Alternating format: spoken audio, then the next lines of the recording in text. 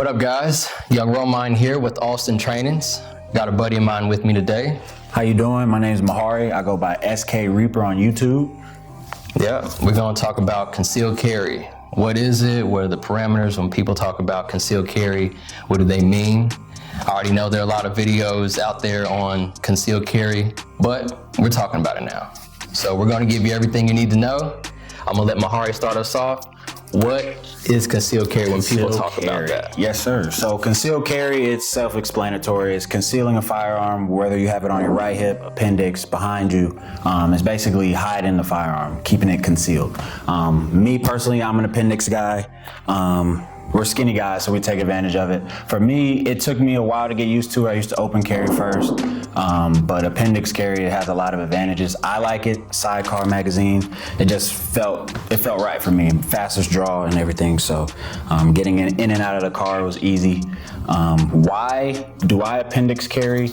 I never liked being the guy in the room that was also the tallest and with the gun on him that everybody knew. So open carry just wasn't smart, especially if you're carrying to protect you and your loved ones and everybody around you. You don't want to stick out like a sore thumb. Try not to as much as possible. So concealed carry is very advantageous. Places where you're allowed to, I suggest doing it. It's definitely a lifestyle. You got to get used to having that on your hip. So yeah.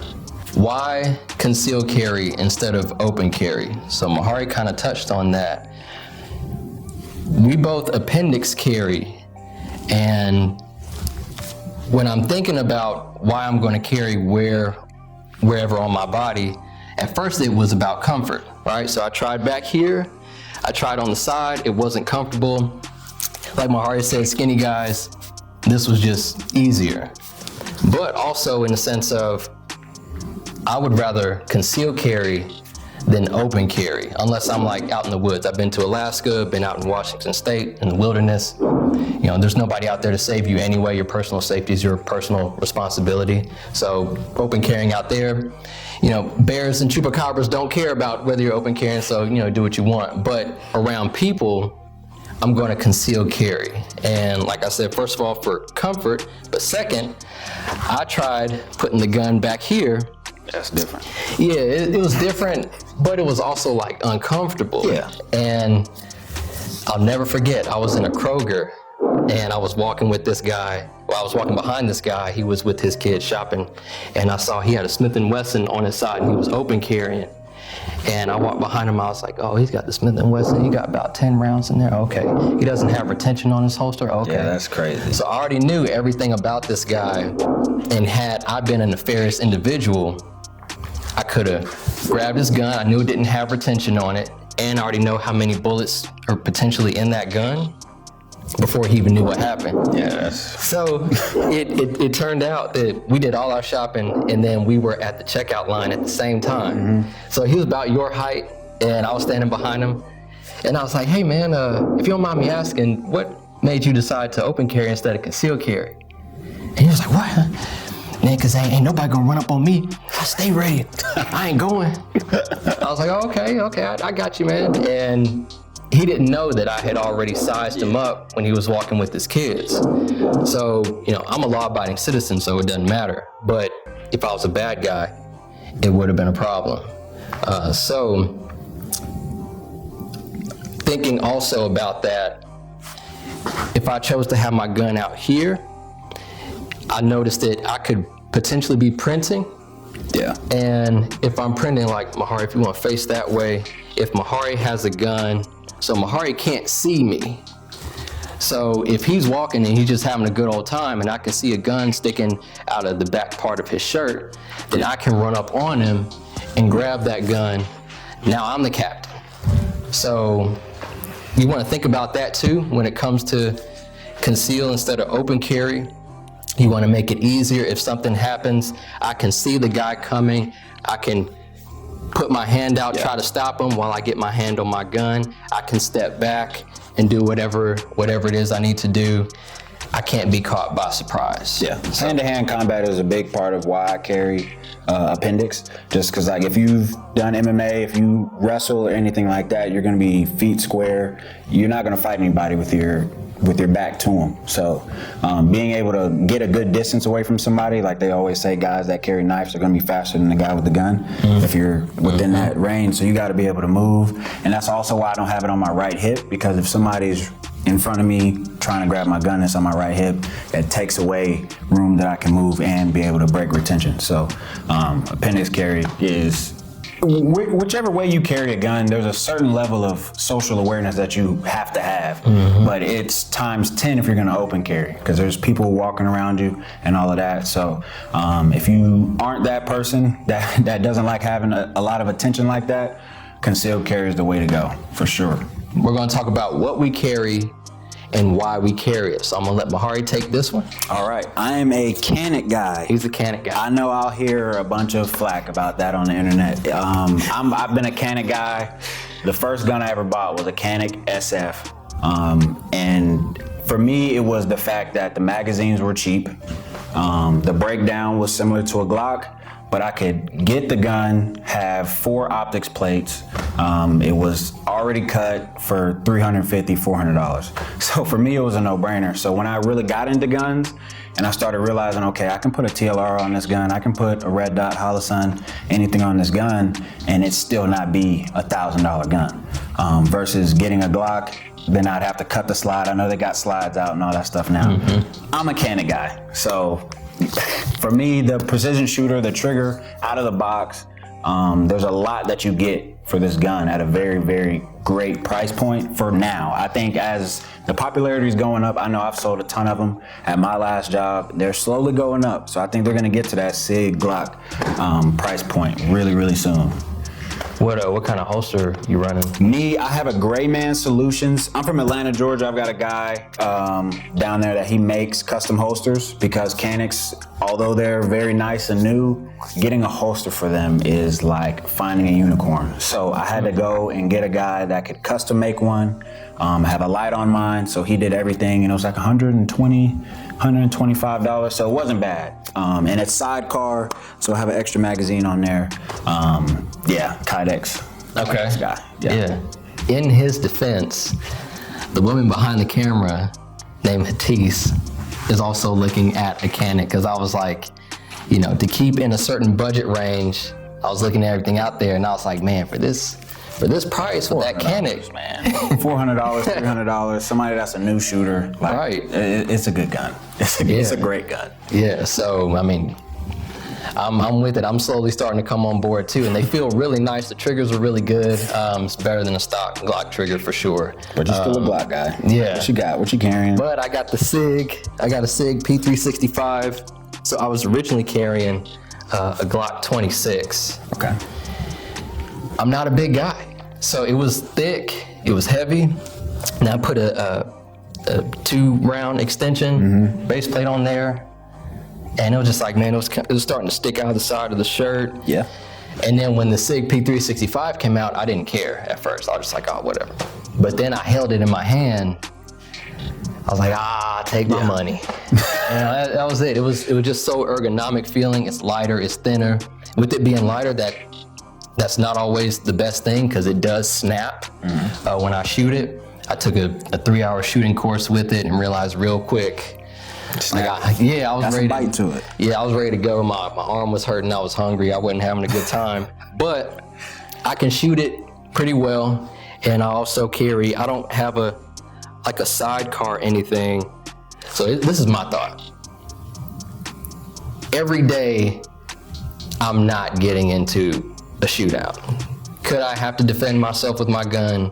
Yeah, but most days I'm just getting out, hanging with my guys, going to the grocery store, living like a city boy. So I have this little pouch that I put my secondary magazine in, which holds 15 rounds. So my SIG holds 12. The secondary magazine holds 15, and it's a little bit more comfortable instead of having the Kydex all across here. For me, it's easy for me to get to. It's not a problem, and it's kind of resting on my skin. It feels a little bit more comfortable sitting, standing, so on and so forth. You got anything else you want to add to that? I feel like you can't go wrong. I think there are people that don't think you need an extra magazine. I think especially when I first started getting into guns and realizing that at first, my first thought was, okay, 2-3 rounds, you shoot somebody with 2-3 9mm rounds, they'll drop. But in reality, after talking to people, hearing their testimonies, a guy came into the range, he was shot like 9 times and was still fighting back and stuff like that. It's like, once you gauge the fact that 10 rounds going through somebody, they can still, especially, that's if they're sober. If they're on drugs, if they're coked out, something like that, it may take more. So mag dumping somebody is something that you'll probably have to do. God forbid you have to encounter something like that. So I'm gonna have my 15 and my extra 15. So we got 30. If I need more than that, I probably did something wrong. Probably. That's a long day. Yeah, it's a long day. Now it comes into play, like, what kind of holster do I get? So Mahari touched on it earlier, Kydex, that's what I would go with. My holster comes from SIG. I spent about $50 on it. I wouldn't cheap out on the holster because I've heard stories about, guys spending $600-700 on a gun, spending $15 on a holster. The holster is made of some flimsy material. It warps in the heat, presses on the trigger. You don't want that, especially with the gun. Like mine's pointing at the family jewels right now. But even if yours is like on the side or, God forbid on your back, like that's a long day. So you want to make sure you spend money on a holster. You'll probably, realistically, you'll probably buy like 3 or 4 holsters before you figure out something where it's like, okay, this is comfortable. I want to carry this every day, because if it's something that's uncomfortable, you're not going to want to carry it. If you're not going to carry it, you won't carry it, and then you won't need it whenever something arises where you have to defend yourself. So. Yeah. I mean, another reason why I'm a mechanic guy is because the gun came with a holster. It came with a Kydex holster. So for me, before I thought about concealed carrying it, the fact that it had a holster, I was just carrying a gun for range days. I go shoot with my dad or with my buddies, and having a holster for it that I didn't have to pay for was convenient. So now that I'm drawing from holsters and training, advanced training and stuff like that, getting a holster is very, very important. Like he said, do not cheap out on a holster. That's like buying a Ferrari and putting cheap wheels on there. Like you just, it's not worth it. You're gonna pay for it eventually, and you don't want to pay for it with your life. So getting something, I like if you're gonna go Kydex holsters, because I don't believe in paying $300 for a holster. Yeah. Now mine was $125. It came with all the bells and whistles, but I feel like I've had this gun for a while, this holster for a while, and I daily carry the holster. Haven't had any issues. So if you're gonna go Kydex, if you're gonna go sidecar, make sure you get like paracord, bungee, stuff like that, so that it can move with your body. If you get something that's stuck skeleton, like a skeleton Kydex, I wouldn't do that for appendix, because you're moving a lot, you're getting out of your car. I drive a coupe, so you gotta get out of your car, you gotta be nimble. So having something that's like skeleton on you is not gonna be comfortable. But there's a certain gauge to comfortability too. So like you're carrying a gun that's meant to protect you with your life. So you have to value your protection over your comfort to a certain level. So think about that. Yeah, that's good. Now you got the holster, so you need to practice getting to your gun. You need to practice lifting that shirt, getting that garment out of the way, getting your hand on your gun, drawing the gun on target, seeing your sights. And when you first of all, you should be trying this dry. Super dry. Second of all, when you put the gun back, you want to push your hips out if you're doing appendix, and slowly put the gun back in. When you draw your gun, there's no rush. This isn't a Western movie. You don't need to, you're tripping. Something bad's gonna happen. You want to make sure that nothing's going to catch that trigger or get in the trigger guard as you're putting the gun back in. But you also want to practice drawing from your holster, just like all these other dry fire reps. I consider that dry fire too. Oh yeah. Like getting out of the holster and getting back in the holster, because you want to, if something were to happen, you want to have that be muscle memory where you don't have to think about, oh, where'd I put my gun? How do I get to it? You practice moving that garment out of the way. What do you think? I would say crawl before you walk, before you run. So for me, being a football guy, being super confident, finding something that I wasn't good at pissed me off. So I would try to be as fast as possible. And as I got into better, more advanced classes, drawing, I had not an accident, but it was like, okay, that's a muscle memory. Nobody saw it, but I noticed it. And you have to have enough self-discipline in this realm, in this genre, to be able to fix mistakes really quickly, because that's the difference between you hurting yourself or hurting somebody else. So drawing from your holster and then just drawing it super quick or putting it back in your holster super quick is very dangerous, especially when you're not practicing moving garments and stuff like that. What you don't realize is if you try to rack your gun and put it back in the holster with your shirt in there, that can snug on the trigger, and that's a bad day too. So when he says slow down. But practice makes perfect. So the more that you rep it out and it becomes muscle memory, then you'll be able to go faster. And it's like steps. There's steps to driving a car. Some of y'all can't drive, but if you drive long enough, there's some stuff becomes muscle memory. So that's my biggest thing, is just repping it out. But just start slow. You shouldn't even start dry firing with a magazine around. I feel like working on reloads is your first time getting a gun is like a no-no. You shouldn't have a magazine in your gun probably the first couple times that you're messing with it. When you're manipulating the weapon, there shouldn't even be a mag in sight. So that'll teach you trigger discipline and stuff like that. So that's what I would say about that. Yeah, I agree. So next we're going to talk about the discipline that it takes and the lifestyle that it is to carry a gun every day. It's like he says all the time, it's like going to the gym. It's basic routine, brushing your teeth, taking your keys, your wallet, and having your gun on you. If that's the type of lifestyle that you want to live, it takes some adapting to. And it takes a lot of discipline. There are days where you're just like, I'm just going to the gas station, fill up my car, I don't need it. I'm just going to the mall for a little bit, just going to pick up a couple things, and those are the times when things happen, things that you could have never imagined. I'm from Atlanta, so it's like every day is a dangerous day. You don't know when, where, it could be in traffic, anywhere. So the fact that it's a lifestyle, you have to get over the fact that maybe I don't need it this day or that day. If you're gonna carry it everywhere. Because you don't get to dictate when somebody wants to cause harm to you or your family. So it's your responsibility to take care of that. So it's all discipline. You can't take half days off. That's when people get hurt. You slip up on mechanics and stuff like that. So if you're gonna do it 100%. Man, this guy says all the stuff I say. That's great, man. Like I always say that you can't dictate what's going to happen. You just react. And you don't get it until you've been there. Yeah. If you've been there, your heart starts beating, or you realize that something could have happened to you or your family. Yep. That's like, it only takes one time. It's you hear something happen, or you hear somebody that you know close to that takes the same route, does the same routine that you do, and it just happened to be them instead of you. That's like the most eerie feeling ever.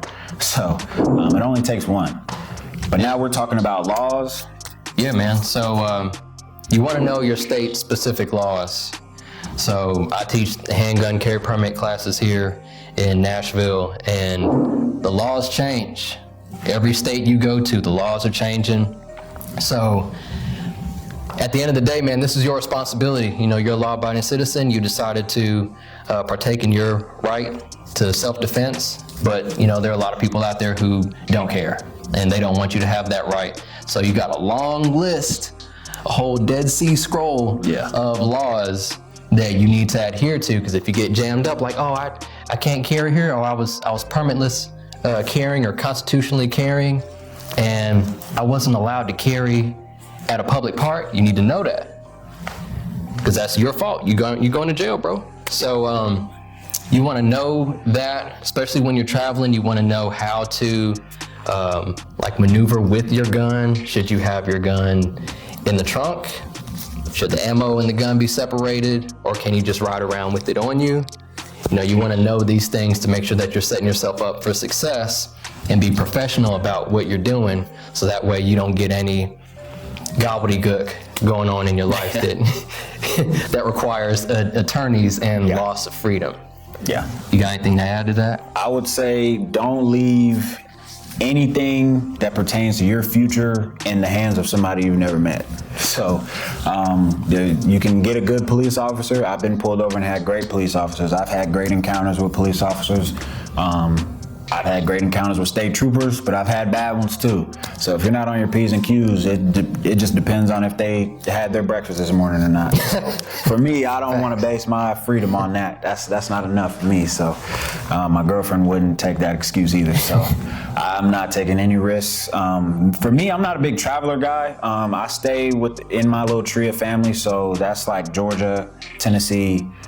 There's not too many states that I go that aren't constitutional carry. So Georgia now is pretty much constitutional carry. Florida is moving towards that way, but it's not official yet. Tennessee is. So places like North Carolina, I play football up in North Carolina, and their handgun laws are pretty strict too. So you gotta just be cognizant. Like you're an adult.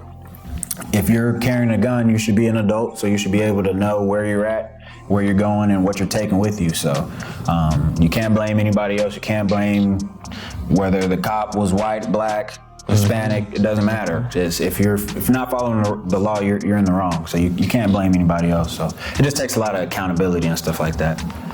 Yeah, man. Well, with that, I hope you enjoyed the video. Mahari, appreciate you. No problem. Yeah, man. And we'll see you on the next one. Like, share, comment, subscribe, all that. Romine.